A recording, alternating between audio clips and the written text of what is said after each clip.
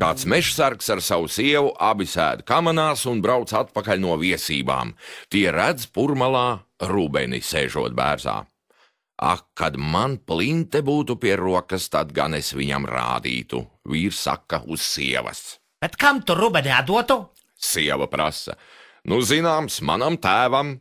Manam tēvam! Tas manam tēvam. Manam tēvam!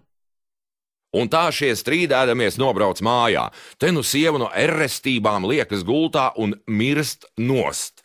Vīrs dagājas pie gultas, raud, rokas žņaugdams un lūdzas to. Mīļā sieviņa, nemirsti, tak apdomā, kur tad mūsu bērniņi paliks, kad tu nomirsi, celies augšā.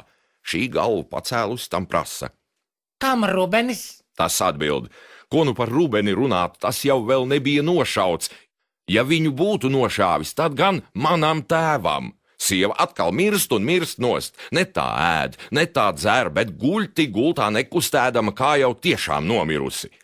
Vīrs nu krīt uz ceļiem un to atkal visu visādi lūdz. Mīļā sirsniņ, zelta sieviņ nemirsti, tak celies augšā un dzīvo vēl. Šī paceļ galvu un prasa. Kam Rubenis?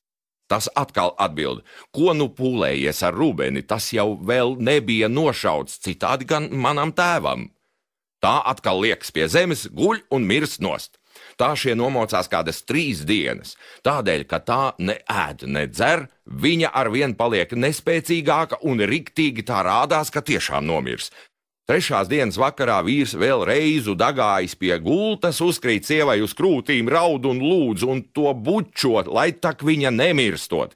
Šī jau stīva kā līķis, tomēr paceļ galvu un tā gari vilgdama, kā jau laikam bez spēka prasa. Kam Rubenis? Tas muļķis atbild, ja nu būtu nošauts, tad gan manam tēvam.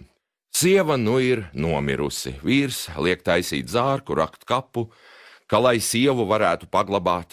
Bērnieki sanāk, ēd, dzer un tura dieva vārdus, un tad iznesa līķi no istabas un liek pagalmā vāģos un taisās braukt uz kapsētu. Bet vīrs vēl zārku attaisīs lūdzās sievu, lai tak vēl apdomājoties, nu pat šo vedīšot prom uz kapiem. Šī vēl tā kā caur lūpām bubinādama prasa. Kam Rubenis? Vīrs atkal tāpat atbild kā jau ar vienu, un nu sieva paliek nomirusi. Bērnieki sāk runāt. Ko tu te ķēmojies? Brauksim nu reiz uz to kapsētu. Pie kapsētas aizbraukuši tie nes līķi uz kapu un laiž to dibinā. Vīrs vēl iekāpja kapā un lūdz sievu, lai tā ceļas augšā.